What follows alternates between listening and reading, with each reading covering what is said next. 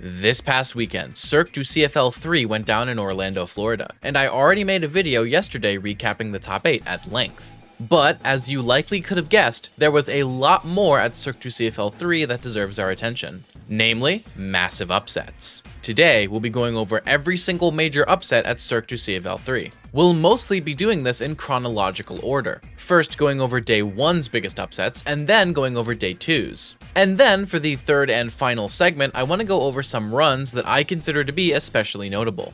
Just a reminder before we begin that if you want to support me monetarily, you can do so by using the links to my Patreon or channel memberships in the description down below. Additionally, like I usually do, I'll link an article in the description that goes over exactly what upset factor means, since I'm about to say it quite a lot and not everyone is up to speed on what exactly upset factor is or how it's calculated. With that out of the way, let's take a look at day 1 of Cirque Du CFL 3. So interestingly enough, the first major upset at Cirque 3, at least on the mainstream, was actually the biggest upset of the entire tournament. Applewiz is an ice climber's main with a strong Steve secondary that came into Cirque 3 as the 67th seed and got a massive upset over the 3rd seed of the entire tournament in Light. And not only did Applewiz beat Light, it was dominant too, done in 3-0 fashion before pools were even over. Light would go on to Twitter afterward and claim that he was matchup checked, since according to him, there isn't even a sliver of practice to be had against ice climbers, since no one plays that character.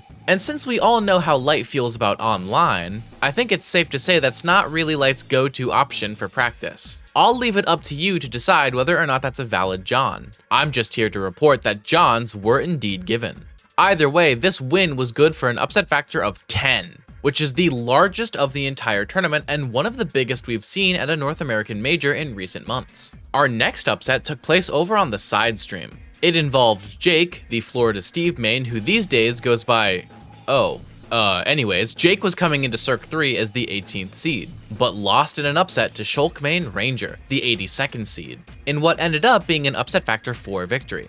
Jake would later go on to make a minor losers run before losing to Javi on Earth to place 49th. It is worth noting that Shulk is considered to be one of Steve's worst matchups, but it still did go to Game 5 last hit. Again, I'll let you decipher whatever meaning you want to out of that. I'm just here to report the facts. But now, I'm getting kind of excited, because it's time to talk about some South American and Latin American players. South and Latin America are very underrepresented scenes, and I've been making an effort to bring more attention to those scenes by covering their tournaments whenever I can. My most recent video in that vein was my video on SEMLAG 2024, a Brazilian invitational.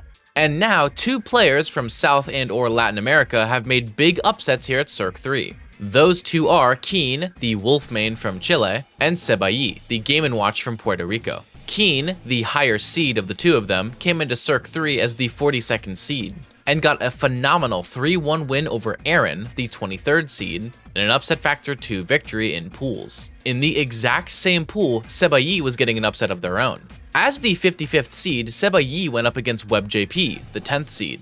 And I'm not kidding when I say this set was more dominant than Meister's win over Web at LMMM 2023. Sebai 3-stocked Web Sheik in Game 2, which led to Web swapping to Zero Suit Samus, who Web used to main before dropping her for Sheik. And even though this game proved to be much closer, Sebai clutched it out in the end, defeating WebJP 3-0 for an upset factor 5 victory.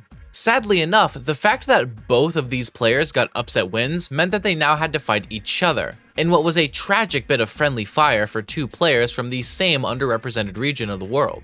The 2 of them had a really good set, bringing it to a decisive Game 5, but ultimately Sebai won out in the end, which itself was actually a minor upset. Keen, after losing this set, would have a tragically early meeting with Light, losing 3-0 to place 33rd as the 42nd seed. Sebai, after moving into top 32, would suffer back-to-back 3-0 losses, to both Shattuck and Quandale Dingle Lingleton, to place 17th as the 55th seed. And that actually wraps it up for day 1 of Cirque 3. In fact, in that last segment, we actually crept into day 2 a little bit. But I wanted to cover Keen and Sebai's runs all in one go. Headed into day 2, our first major upset comes courtesy of J Mafia, the Yoshi and Me Brawler co-main, who came into Cirque 3 as the 37th seed. J Mafia got a Game 5 upset victory over the 5th seed of the entire tournament, Cola, making a big comeback in Game 5 in order to win the set. Good for an upset factor of 6. Cola would then drop into losers and go on a minor losers run, before falling to Anathema, the 21st seed, in a Game 5 set. Good for an upset factor of 4, which eliminated Cola at 25th as the 5th seed. Speaking of Rob mains, our next upset involves one, but this time the Rob isn't the one making the upset. Instead, Epic Gabriel, who was the 16th seed, lost to SureHyper, the 48th, in a close Game 5 set that had a dramatic finish. This win was not only good for a fire Twitter clip, but an upset factor 3 as well. Our next upset comes from an eventual top 8 finisher, Mutace. Mutace, the 13th seed, had to go up against Shuton, the 4th. And as a bit of context, Mutace does not have a good record against Shuton. Mute had lost their last 3 encounters in pretty dominant sets. And the set here at Cirque 3 didn't start much better, with Mute going down 2-0 to Shuton. But if you watched yesterday's video, then you know how this set ends. Mutace pulled out the clutch gene and reverse 3-0'd Shuton spectacularly, in an upset factor 4. This allowed Mutace to move on in the winner's side of bracket, and sent Shuton down into losers, which means it's finally time to tie up a loose end. Light, who lost to Applewiz if you don't remember, has been slogging through the losers bracket, even eliminating some players we've been mentioning like Keen. Well now, Shuton, the 4th seed, and Light, the 3rd seed, fought in losers bracket for 17th place. And it was not very close. Shuton 3-0'd Light with solo Olimar. And even though this technically was only upset factor 1, it eliminated the 3rd seed at 17th place. Shuton would later go on to place 9th after losing 3-0 to Peanut in the loser's side top 8 qualifier. And now it's time for us to go over the runs that I want to highlight as especially notable. Most of the upsets that we've covered so far were solitary one-off upsets, but these players we're about to cover went on insane runs, making multiple upsets in a row to massively outplace their seed. I've got a small handful that I want to go over, and I'll be starting with the runs that didn't result in a top 8 finish, before moving on to the ones that did. Without further ado, let's get into it. The 2 players who made crazy runs but not top 8 are 2 names that you're likely to recognize. In fact, for these 2 players, Cirque Du CFL 3 was a story of returning to form. Those 2 players are Esam and Cosmos. Let's start with Esam. Esam has been in a slight slump lately for a few reasons. The first was swapping over to a box controller, then it was picking up Mii Brawler, and then it was just a lack of attendance due to lack of a sponsor. But Esam's comfortable with the box now, swaps between Pika and Brawler seamlessly, and was recently picked up by Stride Esports, the same team that includes MVD, Mutace, Shattuck, and others. Esam entered Cirque Du CFL 3 as the 38th seed, and started off the weekend by losing in pools. Yeah, Esam lost 3-0 to Riku, which itself was a minor upset. And while you may have assumed this would be the end for our hero, Esam would proceed to go on what may be the greatest losers run of the entire tournament. Entering top 64 through losers, Esam defeated Aaron 3-0 and Dominator in a close Game 5 set, both of these wins being minor upsets. The win over Aaron was an upset factor 2, which eliminated Aaron at 49th as the 23rd seed. And the win over Dominator was an upset factor 1, which eliminated Dominator at 33rd as the 31st seed.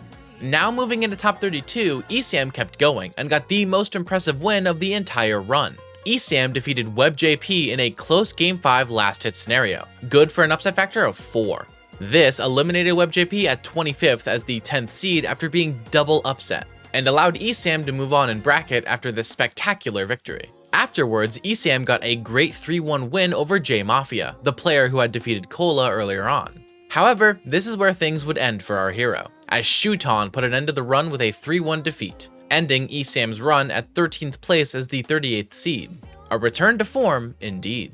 Cosmos also had a phenomenal run this weekend at Cirque Du CFL 3, and started off the weekend by winning doubles with Shuton, double eliminating the team of Ashimo Miya, as well as defeating MVD Esam, and outplacing other doubles teams like Goblin Epic Gabriel, Peanut Lol Yoshi, and many others. In singles, Cosmos came into the event as the 24th seed and almost had a Cosmos moment by going Game 5 with their first pools opponent, Kazuya main Weezer, but clutching it out in the end before defeating Sisalex, the Ness main who defeated Big D at LMMM 2023, in a quick 3-0 to make top 64 through winner's side. However, in the first round of top 64, Cosmos would actually lose 3-0 to Beast Mode Paul, dropping into losers bracket. From here, Cosmos would go on what is the second most notable losers run of the tournament, first defeating Nave to make top 32 through losers.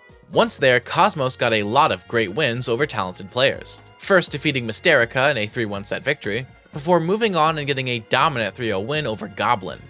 Great wins, but both of those would pale in comparison to Cosmos' next victory, the best win and upset of their entire run. Cosmos defeated Apollo Kage 3-0, which eliminated AK at 13th place as the 11th seed and allowed Cosmos to move into the loser's side top 8 qualifier.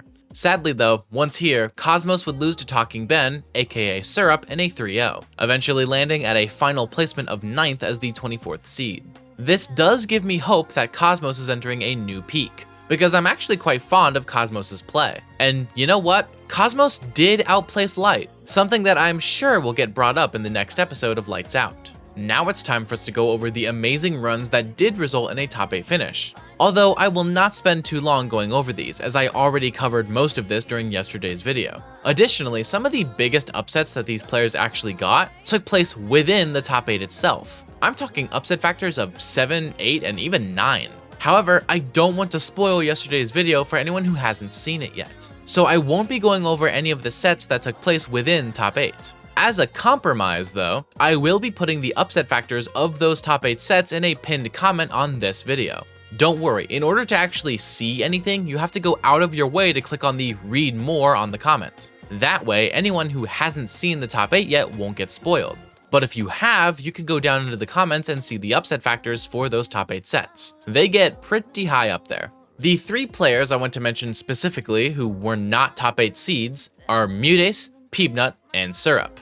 But I'm also going to go over Shattuck, because Shattuck is cool. But speaking of seeding, let's start by going from the lowest seed to the highest, which means we're going to be starting with Peanut. Peanut came into Cirque Du CFL 3 as the 30th seed. And Peanut's notable wins while in winner's bracket include Javi on Earth, Apple Whiz, and Goblin, with the win over Goblin being a minor upset as Goblin was the 19th seed. Once in loser's bracket, Peanut got an insane win over Shuton, the 4th seed, which counted as an upset factor of 6, and allowed Peanut to make top 8 through loser's side. Believe it or not, the next lowest seed is Mutace, who many people consider to be pretty underseeded headed into Cirque 3, as Mute was the 13th seed. While I've already gone over the Shuton win, a reverse 3-0 good for an upset factor of 4, the other notable wins include a Game 5 set over Omega, as well as Syrup, which technically was a minor upset. These 3 wins allowed Mutace to make it into top 8 through winner's side. Syrup came into Cirque 3 as the 12th seed, and notable wins include a Game 5 reverse 3-0 over Anathema, a 3-0 victory over J Mafia, and then once in losers a 3-0 over Cosmos that allowed Syrup to enter top 8 through losers. And lastly, we have Shattuck, who came into Cirque 3 as the 7th seed. Notably, Shattuck went Game 5 against Neo in pools, who I believe also plays Corrin. After this, Shattuck got great wins over Guy and Sebayi, but neither of them were upsets. Instead, it was Shattuck's last win, a 3-1 victory over Mia, that was a massive upset. Good for an upset factor of 4, that allowed Shattuck to enter top 8 through winner's side.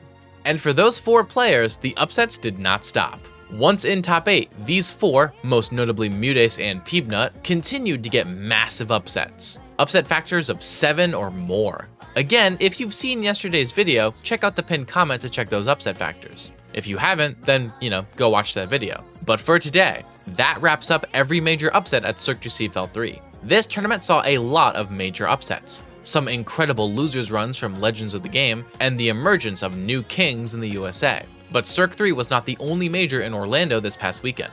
Tomorrow, we'll be going over the Litvitational 2, which is not technically a pre-local because it was an invitational, so it also counted as a major tournament. And we'll be recapping it tomorrow in our normal top 8 format. That's going to be it for today's video. Before I go, shout out to my patrons Seth Laster, Frosco333, Logan S, Persipalm, Wawa, Mr. Sinister, Happy Feet, Ocean Man, Mistybot, and my tier 2 patrons Iltis and Diamond Blaze. Additionally, shout out my YouTube members DJ Jr., Defective, Diarrhea, Fan of, Boston R, Iltis, God SSB, Kirby Fan, Nexus, Loco Soco, and my tier 2 members Mike G, Wu-Tang Forever, and Stormtrooper. Lastly, extra special thanks to my tier 3 supporter Fat Blizzard, who says Zamba is the best player on the planet. If you want to support me using any of these methods, links are in the description below. Also, I want to give one last sincere thanks to Let Me Fly for their continued support of my channel. Link to their Twitter is in the description down below. Don't miss tomorrow's upload, but until then, I've been Mr. Mice, and thank you all so very much for watching.